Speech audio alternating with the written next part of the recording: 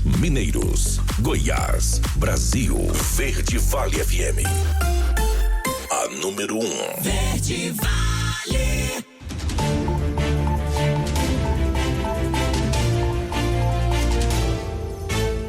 Comece o dia bem informado com a equipe de jornalismo da Verde Vale FM. No ar, Jornal Verde Vale. 6h32. Olá, muito bom dia para você, início de semana. Hoje, segunda-feira, 2 de outubro do ano de 2023. Estamos começando pela Verde Vale FM, uma emissora do Sistema Verde Vale de Comunicação, mais uma edição do Jornal Verde Vale. Comigo aqui na bancada, Daliana Oliveira. Muito bom dia. Muito bom dia para você, Wesley. Bom dia para você também que acompanha a nossa programação aqui pela 103,7. Começando então mais uma edição do Jornal Verde Vale, hoje segunda-feira. E agora você confere os destaques desse fim de semana. Jornal Verde Vale.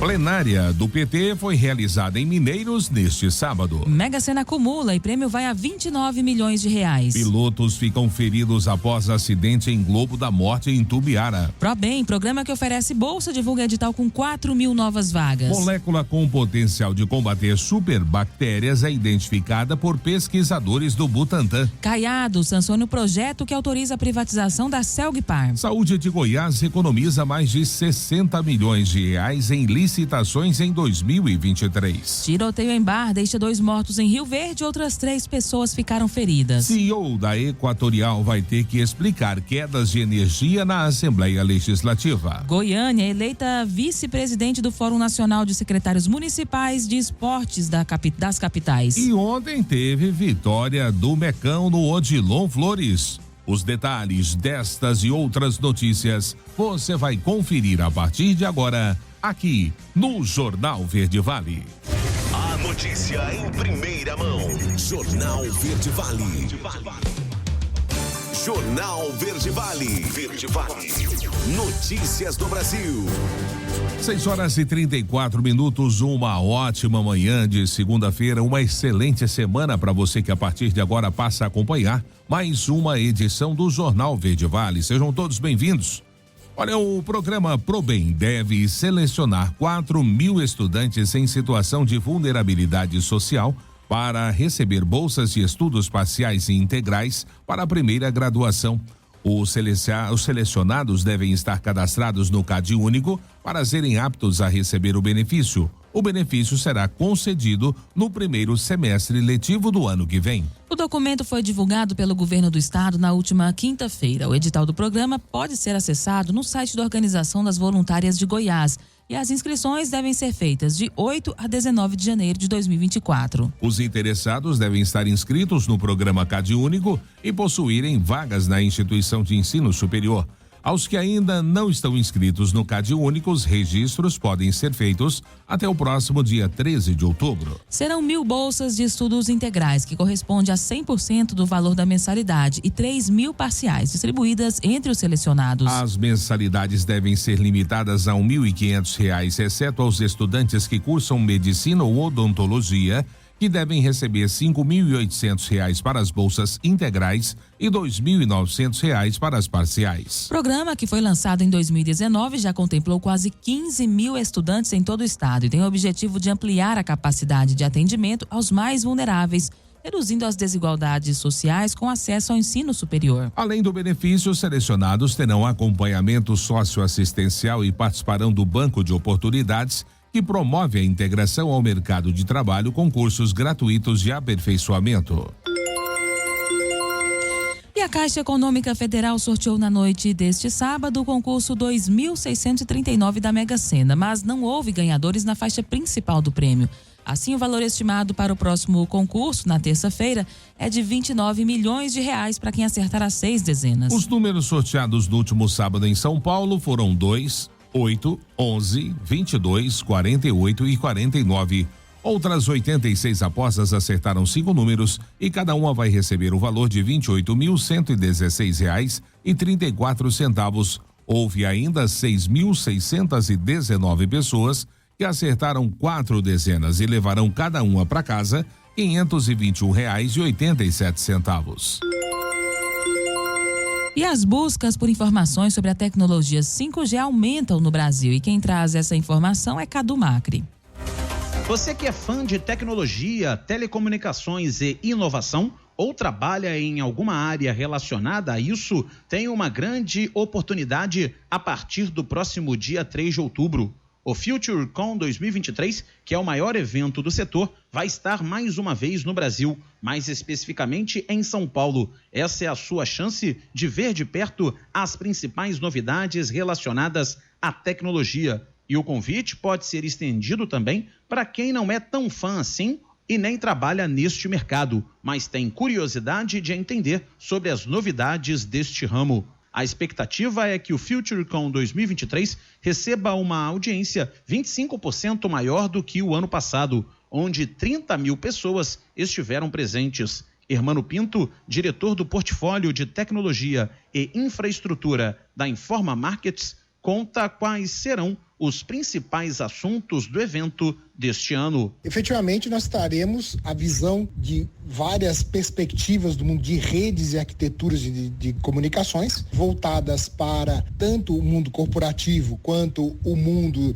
das redes públicas, inteligência artificial, sobre internet das coisas, sobre cibersegurança. Agora, é claro que nós daremos um foco muito grande à questão da industrialização ou reindustrialização ou neoindustrialização brasileira, onde nós enxergamos alguns aspectos importantes que são grandes elementos que a gente pode efetivamente trazer tecnologia para o público e também discutindo o que é necessário para que a gente tenha essa tecnologia produzida efetivamente no Brasil para o seu consumo. O FutureCon 2023 vai trabalhar em cima dos 3 novos paradigmas tecnológicos, que são eles: redes privativas e de acessos de borda em nuvem, uso de tecnologias no espaço virtual e de interação físico-virtual e sustentabilidade energética e descarbonização. Hermano Pinto relembra o tema central da edição deste ano, que é a era da interação de dados, pessoas e negócios, e aproveita para convidar o público. Eu gostaria muito de convidar todos que estão aqui nos ouvindo para estarem conosco no FutureCon de 3 a 5 de outubro, aqui em São Paulo, no São Paulo Expo, onde nós vamos falar sobre essa era de interação de dados, de pessoas e negócios. Então, não é apenas para aqueles profissionais voltados apenas à comunicação, à informática, ao mundo da tecnologia, mas todos aqueles que estão pensando em transformar seu negócio, fazer uma efetiva transformação digital do seu negócio, venham conhecer as soluções, venham ver o que as soluções tecnológicas estão habilitadas a fazer e o que os técnicos e engenheiros do setor podem oferecer para vocês. O FutureCon 2023 vai ser realizado em São Paulo entre os dias 3 e 5 de outubro. A Agência Rádio Web, produção e reportagem, Cadu Macri. Jornal Verde Vale. Notícias de Goiás. 6h40 agora. Levantamento realizado pelo portal Metrópolis com dados disponíveis no site da Câmara dos Deputados colocou a deputada federal Magda Mofato, do Patriota de Goiás, entre os 10 primeiros parlamentares que mais faltam às sessões do Legislativo brasileiro. Ela está no 7º lugar com 12 faltas não justificadas, o que representa 15% na atual legislatura. Os dados foram consultados na última sexta-feira e revelados neste domingo. Por meio de nota, a assessoria da deputada federal disse que Magda não iria se manifestar. O levantamento cita deputados federais que tiveram mais de 10 faltas não justificadas em sessões. Foram 20 parlamentares citados, mas no total as faltas de todos os reunidos somam 958 ausências. A presença dos parlamentares é confirmada por meio do registro eletrônico a cada sessão. Por vezes, o sistema não está em uso e a verificação é feita por meio de listas de chamada no plenário. O recordista de faltas é o deputado federal Júnior Lourenço, do PL do Maranhão, com 23% de ausências não justificadas, o que representa 28,75% em relação à atual legislatura. E na noite do último sábado, 3 pilotos ficaram feridos após um acidente em um globo da morte em um circo montado em Tumbiara, município que fica a 213 quilômetros de Goiânia. Um vídeo mostrou o momento em que uma das motos estraga e há abatida entre os veículos. De acordo com o Circo Mundo Mágico, o acidente aconteceu após a balança de uma das motos quebrar. Ainda segundo o circo, após o acidente, 2 pilotos foram para o hospital. Um deles levou 4 pontos no cotovelo e os outros 2 tiveram apenas escoriações. A companhia informou que os ferimentos não foram graves e que os 3 envolvidos passam bem. O circo afirmou ainda que, apesar do acidente, os espetáculos continuaram. 6h42, polícia prende integrantes de quadrilha de Minas Gerais acusados de furtarem defensivos agrícolas em propriedade rural goiana. Quem traz os detalhes é Túlio Isaac Filho. E olha, após a denúncia de um furto de R$200 mil em defensivos agrícolas em uma propriedade rural na cidade de Edéia, claro que a nossa Delegacia de Repressão a Crimes Rurais iniciou uma investigação, não somente em Goiás, mas também em Minas. Sim, a Polícia Civil, através da Delegacia de Repressão a Crimes Rurais, no mês de maio do corrente ano, foi noticiada de um crime de furto qualificado em uma propriedade rural na cidade de Edéia. Diante dessas informações, iniciaram as investigações, onde foi possível identificar membros de uma associação criminosa voltada para crimes específicos em crimes rurais, principalmente defensivos agrícolas. O prejuízo em questão para a vítima se deu num valor aproximado de R$200 mil. A Polícia Civil, através da DERCRE, iniciou a investigação e foi verificado que esses indivíduos com diversas passagens criminais no estado de Minas Gerais teriam adentrado ao estado de Goiás no dia do furto, deslocado até a propriedade rural, realizada a subtração e logo em seguida retornou com esses objetos furtados para o estado de Minas Gerais. A investigação, ela demonstrou isso e foi representado pela prisão preventiva dos indivíduos e na data de hoje foram cumpridas as 2 prisões na cidade de Uberlândia e também 2 buscas e apreensões, onde foram arrecadados elementos importantes para a investigação. Tivemos uma busca e apreensão em um condomínio fechado aqui? Sim, a Polícia Civil apoiando uma operação do GAECO de Minas Gerais, inclusive com a investigação relacionada a essa investigação nossa deflagrada na data de hoje e outra situação ocorrida em Bom Jesus no ano passado. A Polícia Civil, nesse apoio, ela cumpriu uma prisão e uma busca e apreensão de uma investigada, em tese participante de uma organização criminosa voltada para receptação e furtos de maquinários agrícolas.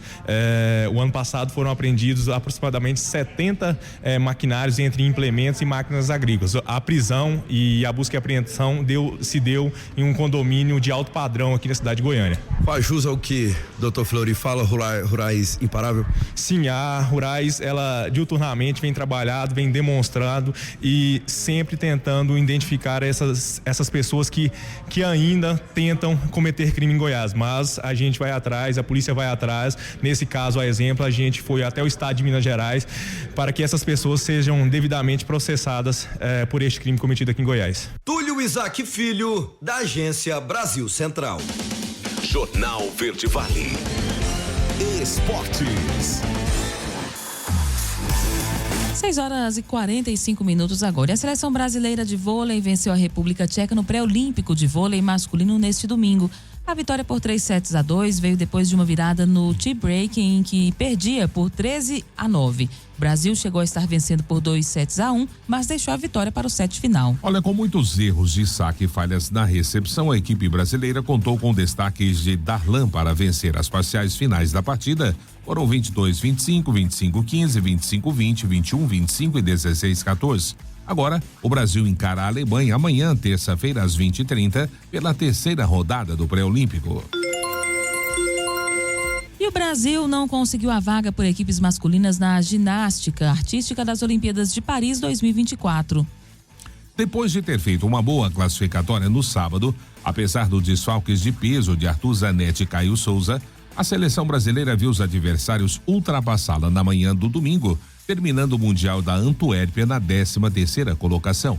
Um posto abaixo da zona de classificação, mas com direito a uma vaga individual. Um segundo posto foi conquistado por Diogo Soares pelo desempenho no individual geral. Arthur Nori foi à final na barra fixa e também pode se garantir nas Olimpíadas do próximo domingo. Além de Nori e Diogo, o Brasil contou com Patrick Sampaio, Bernardo Miranda e Yuri Guimarães no Mundial da Antuérpia. O último posto por equipe de 5 ginastas ficou com a Ucrânia, menos de 2 décimos à frente dos brasileiros. Jornal Verde Vale. Agronegócios. 6h46. E o mercado brasileiro de boi gordo terminou setembro com um cenário de melhora nos preços em boa parte das praças de comercialização. De acordo com o analista de safras e mercado Fernando Iglesias, essa recuperação levou em conta um cenário de oferta mais restrito que dificultou a composição de escalas de abate mais alongadas por parte dos frigoríficos. O mercado costuma ser pautado por uma boa demanda na ponta compradora ao longo do último trimestre do ano. Resta saber como o mercado vai reagir nesse período. Altas do boi gordo em setembro. Vamos ao comparativo. São Paulo, capital, R$230, uma alta de 17,5% frente aos R$200 praticados no fechamento de agosto. Em Dourados, Mato Grosso do Sul, R$225 na modalidade a prazo, avanço de 15,38%. frente aos R$195 praticados no fim do mês passado. Em Cuiabá, Mato Grosso, R$196, subiu 3,16% ao longo do mês, de 190 para 196. Em Uberaba, Minas Gerais, R$220, subiu 8,37% ao longo do mês. E já em Goiânia, R$220, avanço de 15,79% frente aos R$190 registrados no fim de agosto. As exportações de carne bovina fresca, congelada ou refrigerada do Brasil renderam $718.946.000 em setembro, com 15 dias úteis, uma média diária de $47.929.000. A quantidade total exportada pelo país chegou a 158.835 toneladas, com uma média diária de 10.589 toneladas. Preço médio da tonelada ficou em $4.526. A notícia em primeira mão. Jornal Verde Vale. Jornal Verde Vale. Verde Vale. Notícias do Brasil. 7h02 agora, já de volta com o segundo bloco do Jornal Verde Vale.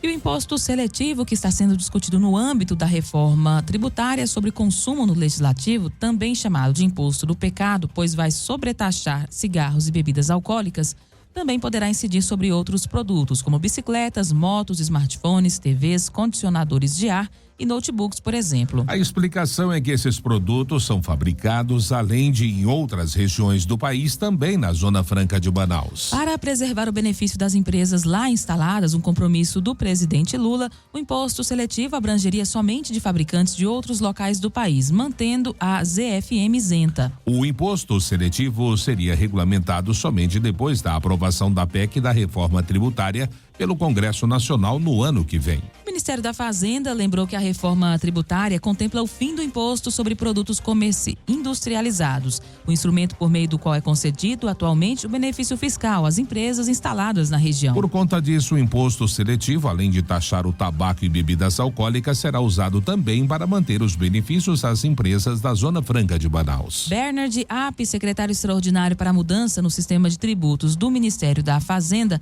explicou em agosto que a PEC aprovada pela Câmara dos Deputados diz que os novos tributos, o IVA federal, o IVA federal, o IVA estadual e o imposto seletivo vão ser calibrados para manter o chamado diferencial competitivo da região.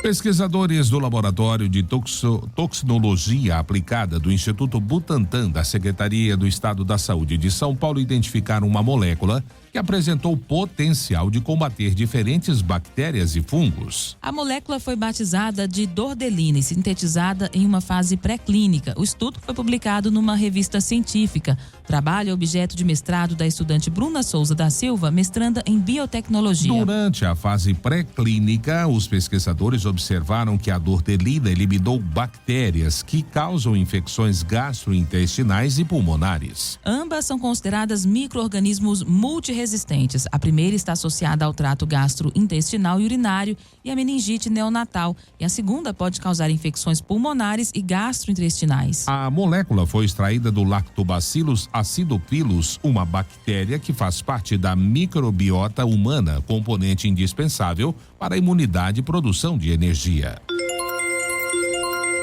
E o mês começa com chuva forte no sul e frente fria no sudeste. Quem traz essas previsões é Janaína Oliveira. A influência do El Niño para o clima do mundo e do Brasil permanece em outubro. E a previsão dos principais centros de monitoramento do clima é que o fenômeno traga mais chuva para o sul. Frente fria e ainda calor para algumas regiões. A estimativa é que no sul do país ocorram fortes chuvas já nesta primeira semana do mês, com registro também de uma frente fria, que deve se estender até o sudeste, região que, além da friaca, deve enfrentar chuvas com raios e trovoadas, de acordo com o meteorologista do Climatempo, Rui Brandos Reis. Está previsto ainda para os próximos dias uma chuvarada no sul do Brasil. Podemos ter chuvas aí significativas, principalmente entre o Rio Grande do Sul e Santa Catarina. Estamos aí com a frente fria vindo do sul do Brasil, que chega na região sudeste já a partir desse domingo, e ela deverá trazer chuvas para algumas regiões do estado de São Paulo e Minas Gerais. Podemos ter chuvas principalmente à tarde e à noite. E uma nova frente fria está prevista já a partir de quinta-feira. Então vamos ter aí durante a semana 2 frentes frias chegando à região sudeste. E o calor intenso que afetou o país em setembro deve diminuir nesta semana. No entanto, é esperado que o calor retorne com menor intensidade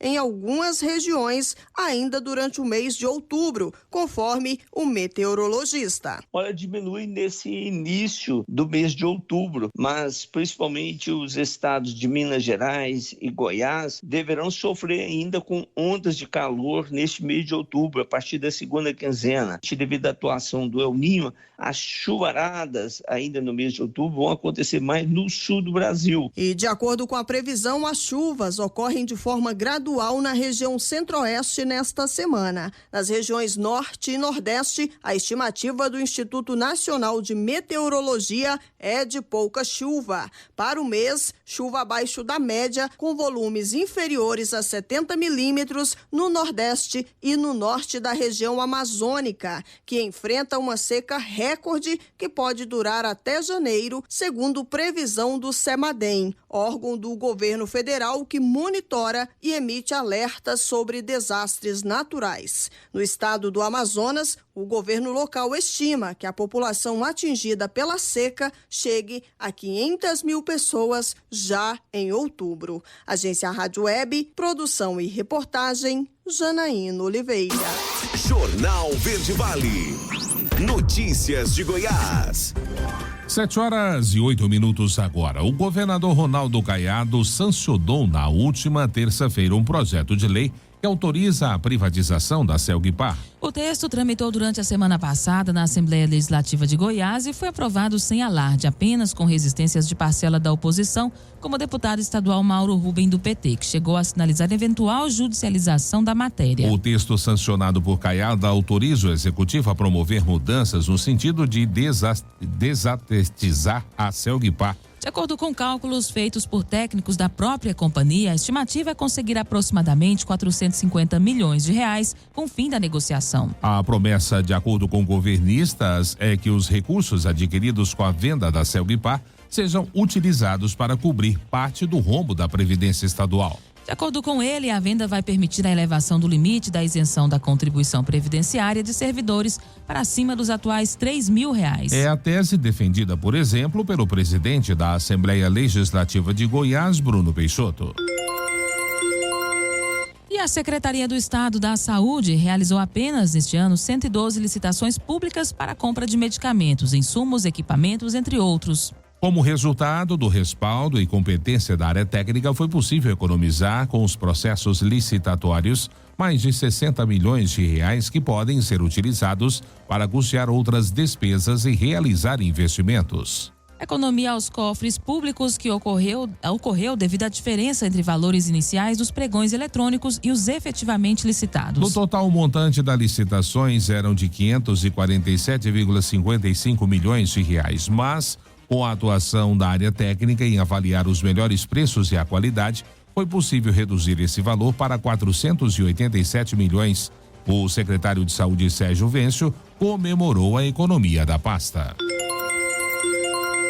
E 2 pessoas morreram durante um tiroteio que ocorreu em um bar de Rio Verde no último sábado. De acordo com informações da Polícia Militar Goiana, outros 3 clientes ficaram feridos. Os 3 indivíduos responsáveis pelos disparos fugiram do local. As vítimas fatais foram identificadas como Luiz Fernando Rosa Escobar, de 16 anos, e Vitor Paulino Santana, de 21 anos. A polícia está investigando qual seria a motivação do crime. As outras 3 pessoas atingidas pelos disparos foram levadas para o Hospital Municipal de Rio Verde. Um dos feridos passou por cirurgia e está em condição estável, enquanto outra vítima sofreu apenas ferimentos leves e recebeu alta médica. O estado de saúde da terceira vítima do tiroteio não foi revelado.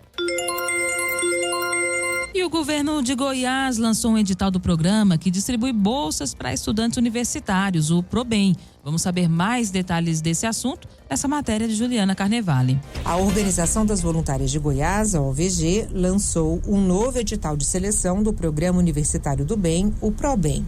A iniciativa vai beneficiar 4.000 estudantes em vulnerabilidade social inscritos no CadÚnico com bolsas de estudos parciais e integrais para a primeira graduação. O edital pode ser acessado no site ovg.org.br. As inscrições deverão ser realizadas de 8 a 19 de janeiro de 2024. O benefício será concedido no primeiro semestre de 2024, incluindo a matrícula. Para concorrer à bolsa do ProBem, é necessário que o estudante esteja inscrito no CadÚnico e possua vaga na instituição de ensino superior. Para esse processo seletivo, a inscrição no CadÚnico deve ser realizada até o dia 13 de outubro de 2023. De Goiânia, Juliana Carnevale, da agência Cora de Notícias. Jornal Verde Vale. Esportes. 7h12. Santos e Vasco fizeram um grande jogo na tarde deste domingo na Vila Belmiro. No duelo direto pela parte de baixo da tabela, quem levou a melhor foi a equipe santista, que aproveitou as oportunidades e construiu um placar sem sofrer. A vitória teve destaque para Marcos Leonardo, que marcou 2 vezes, Rincon e Soteldo. O Vasco chegou a empatar em 1-1, o jogo com o Vegete, mas não conseguiu evitar a derrota. Com o resultado, o Santos chegou a 27 pontos e saiu da zona do rebaixamento. Já o Vasco se mantém com 26, mas é o primeiro fora da zona do rebaixamento e pode ser ultrapassado pelo Goiás, caso a equipe esmeraldina vença o Botafogo nesta segunda-feira. O Santos tem clássico com o Palmeiras como o próximo jogo, que será no próximo domingo às 16 horas na Arena Barueri. O Vasco recebe o São Paulo em casa no São Januário, sábado às 18h30, ambos pela 26ª rodada do Brasileirão. Olha, com um gol aos 44 minutos do segundo tempo de Eric Ramírez, o Bragantino venceu o Palmeiras por 2-1 de virada neste domingo em Bragança Paulista e assumiu pela primeira vez a vice-liderança do Campeonato Brasileiro. O confronto foi movimentado e decidido nos pequenos detalhes. A vitória foi a 3ª consecutiva do Bragantino no Brasileirão, que entra de vez na briga pelo título do torneio. O Palmeiras, por sua vez, acumulou a 2ª derrota seguida. Com a vitória nesse domingo, o Bragantino pulou para os 45 pontos e assumiu a 2ª posição do campeonato. A distância para o líder Botafogo, que tem um jogo a menos, já que joga hoje diante do Goiás, é de apenas 6 pontos. Já o Palmeiras caiu da vice-liderança para o 4º lugar e vê a briga pelo título ficar mais complicada nesse momento. Jornal Verde Vale. Agronegócios.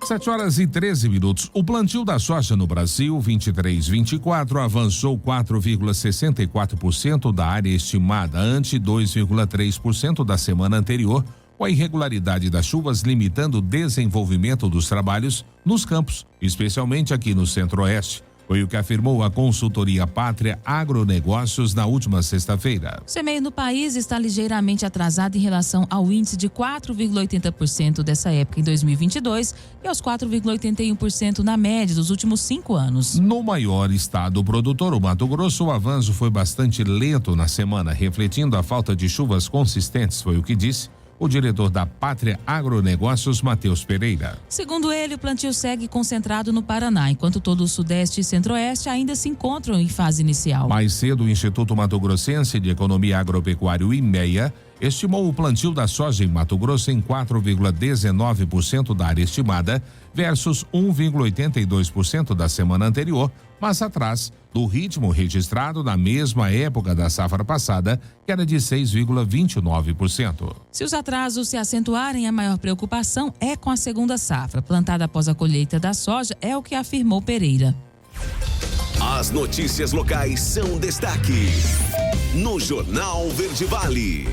7h15 agora. Integrantes regionais e estaduais do Partido dos Trabalhadores realizaram no último sábado uma plenária aqui em Mineiros. Quem explica melhor o objetivo do encontro é a presidente do PT em Goiás, Kátia Maria. Olha, nós estamos andando o estado de Goiás inteiro, organizando o Partido dos Trabalhadores e das Trabalhadoras para esse novo momento que o país vive, né? Um momento de retomada da democracia, do governo Lula descentralizando obras, serviços, fazendo a reconstrução do país. Então, a nossa plenária hoje é no sentido de fortalecer a direção municipal, reestruturar aquilo que for necessário para preparar também o partido para as eleições de 2024. Mineiros é um município estratégico, importante e que nós queremos voltar a ter representação na Câmara Municipal, assim como queremos pensar qual será a nossa estratégia para a Prefeitura. Então, nós teremos aí 2 linhas de debate,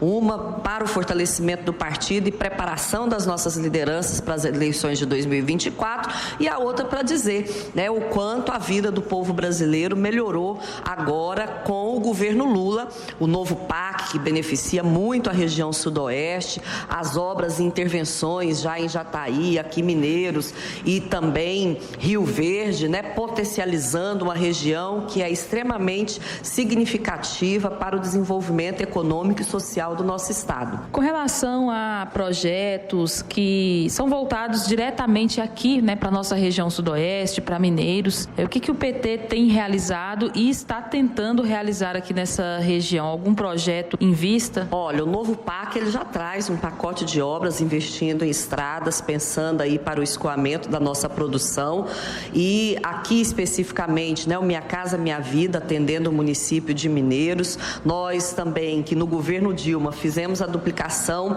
da rodovia, a BR-060, né, até Jataí. Agora nós queremos seguir com esse prolongamento da duplicação até Rondonópolis, da 364, fazendo com que de Jataí para frente, passando por Mineiros e entrando por Mato Grosso, também possa ter esse benefício, porque isso traz segurança, isso traz agilidade, não apenas para o envio de cargas, mas também para a questão do passageiro que vai transitar por essas rodovias. Então, isso ajuda no fluxo de veículos de passeio e ajuda no fluxo da nossa produção. Nós trabalhamos fortemente, né? Terão obras e programas na área da saúde também com o novo PAC. Importante ressaltar que o presidente Lula fez em 2 etapas. A primeira etapa que o Rui Costa, ministro, esteve em Goiânia lançando, né? Quase 100 bilhões de obras para o estado de Goiás, a partir daquilo que o governador tinha pedido. Então, nós viabilizamos o Hospital do Câncer, que é o CORA, nós viabilizamos o BRT no entorno de Brasília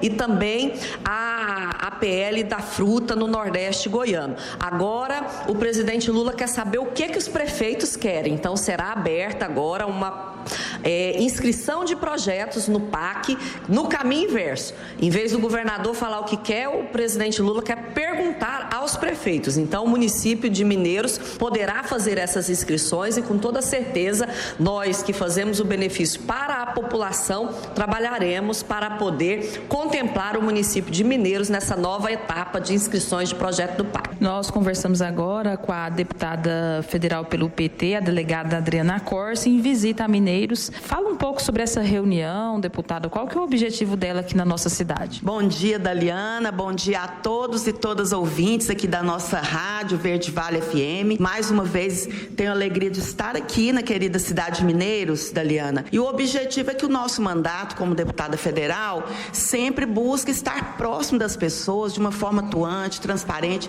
Então, geralmente, nos dias que não estou em Brasília, nas sessões, estamos aí percorrendo o estado. Ontem estive em Rio Verde e hoje tenho a alegria de estar aqui em Mineiros, onde passaremos todo dia. Vamos visitar a Unifimes, que é a nossa universidade aqui, para a qual eu já destinei várias emendas e que hoje vão demonstrar lá os veículos que foram adquiridos com a nossa emenda parlamentar.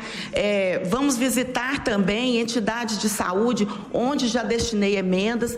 Já são quase R$600 mil reais em emendas que destinei à cidade como deputada estadual ainda, e agora como deputada federal eu retorno aqui para agradecer os votos, para ouvir as demandas da comunidade e também para conversar sobre novas emendas e benefícios que quero trazer para a cidade, também através do governo federal. 7h20 agora, último intervalo do Jornal Verde Vale desta segunda-feira. Já no próximo bloco, o CEO da Equatorial vai ter de explicar quedas de energia na Assembleia Legislativa. E Goiânia eleita vice-presidente do Fórum Nacional de Secretários Municipais de Esporte das Capitais. E claro, espaço aberto para as notícias locais com ele, J. Pereira. Não saia daí. Voltamos já trazendo tudo para você. Jornal Verde Vale. Jornal Verde Vale. Verde Vale. Notícias do Brasil. 7h28 agora. Pelo menos 2 projetos de lei com propostas de redução da jornada de trabalho estão em discussão no Congresso Nacional. O tema voltou a ganhar destaque após empresas brasileiras aderirem ao experimento internacional, que testa o modelo de 4 dias de trabalho por semana. Nesse caso, o desafio é diminuir a carga dos colaboradores e manter a produtividade. Até dezembro, as empresas que aderiram aos testes devem receber treinamentos, palestras, diagnóstico organizacional das equipes e acompanhamento individualizado. Os projetos de lei em tramitação no Congresso não dizem respeito especificamente à semana de 4 dias, mas propõem a redução das atuais 44 horas de trabalho semanais, estipulada pela consolidação das leis do trabalho. Uma das matérias apresentada há 25 anos pelo então deputado Paulo Paim, hoje senador. Pela proposta, o limite de horas semanais trabalhadas seria de, no máximo, 36 horas, com a garantia de que o salário não seria reduzido. Outra proposta está em tramitação na Câmara dos Deputados e foi apresentada pelo deputado Reginaldo Lopes em 2019. Pelo texto, a Constituição seria alterada para reduzir a jornada de trabalho a 36 horas semanais. Diferentemente do projeto que está no Senado, o texto impõe um prazo de 10 anos para a ideia ser colocada em prática. Segundo os cálculos do deputado, a medida poderá gerar mais de 500 mil novos empregos apenas nas regiões metropolitanas.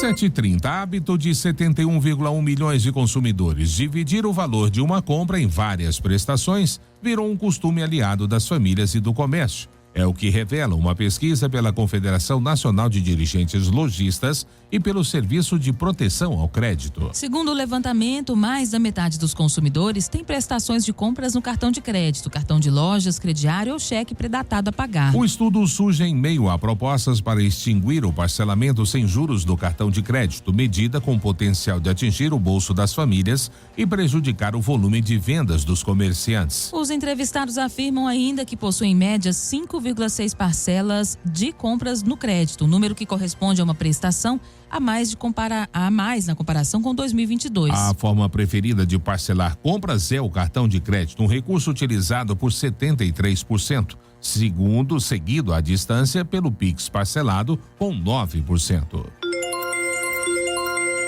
Queimada seca faz a Amazonas ter o segundo pior setembro desde 1998. E os detalhes dessa triste notícia é com René Almeida. O estado do Amazonas registrou 6.991 focos de queimadas em setembro, segundo dados do programa Queimadas do Instituto Nacional de Pesquisas Espaciais. Foi o segundo pior resultado para o mês desde o início da série histórica em 1998. O recorde é de setembro do ano passado. Este também é o pior número para um mês em 2023. A situação ocorre mesmo com queda de 66% no desmatamento da Amazônia em agosto. A diretora de ciência do Instituto de Pesquisa Ambiental da Amazônia, Anne Alencar, explica por quê. Acontece que, diferente do ano passado, em que os focos de calor estavam principalmente associados ao desmatamento, esse ano esses focos estão mais relacionados com os incêndios, ou seja, com aquele fogo que escapa das áreas de desmatamento e áreas de limpeza de pastagem, de roçados e acaba entrando na floresta. Isso acontece pois as condições climáticas estão muito favoráveis para o alastramento desse fogo. Ela revela que esta é uma das piores secas dos últimos anos, o que levou à queda considerável no nível dos rios e à elevação da temperatura da água. A situação causou mortandade de peixes e afetou a vida das populações locais. O pior é que essas condições tendem a piorar, pois o El Niño, um fenômeno que causa secas fortes na Amazônia, tem uma alta probabilidade de continuar pelos próximos meses, indo inclusive até o próximo ano. Na última sexta, o governador do Amazonas, Wilson Lima, decretou estado de emergência ambiental em 55 municípios do estado devido à seca severa. O decreto terá duração de 180 dias. Agência Rádio Web, com informações do Amazonas, Renê Almeida. Jornal Verde Vale. Esportes. 7h33 agora. E o Mineiros Esporte Clube venceu no fechar das cortinas no Odilon Flores e continua vivo na busca pelo acesso à segunda divisão no ano que vem. O repórter Otomar Martins é quem traz os detalhes dessa partida que aconteceu ontem. Muito bom dia, Wesley Pereira, bom dia, Daliana, ouvintes do Jornal Verde Vale. Estamos chegando com informações do Mineiros Esporte Clube na terceira divisão do Campeonato Goiano de 2023. Esse final de semana, no Estádio Municipal Odilon Flores, o Mecão, de virada, uma virada espetacular, venceu a equipe do Itaberaí, que até então estava invicto, para um público superior a 1.700 pagantes no Estádio Odilon Flores. Os gols do Mineiros, Max de pênalti, o Itaberaí saiu na frente, né? E o Mineiros empatou ainda no primeiro tempo. No finalzinho do jogo, numa confusão na área, Eduardo Galego, centroavante Galego, o juizão acabou dando gol do Galego para o Mineiros Esporte Clube, que venceu de virada o Itaberaí pelo placar de 2-1. Mecão, que soma agora 6 pontos na tabela, continua na quarta posição, mas o campeonato, o Mineiro está vivo aí no campeonato. O próximo compromisso será domingo no estádio Rio das Pedras, em Itaberaí, contra o Itaberaí, o mesmo Itaberaí que jogou e por pouco acabou não empatando o jogo diante do Mineiro Esporte Clube. Então será um jogo bastante complicado, bastante difícil. O técnico Edson Silva terá uma semana para trabalhar, porque o próximo compromisso será longe de Mineiros, a 480 quilômetros, na cidade de Itaberaí, contra o Toro, o Itaberaí. Portanto, eram essas informações. A gente volta logo mais ao meio-dia no Verde Vale Esporte com mais informações do Mineiros Esporte Clube na terceira divisão. Um abraço e até lá. A Verde Vale apresentou Jornal Verde Vale.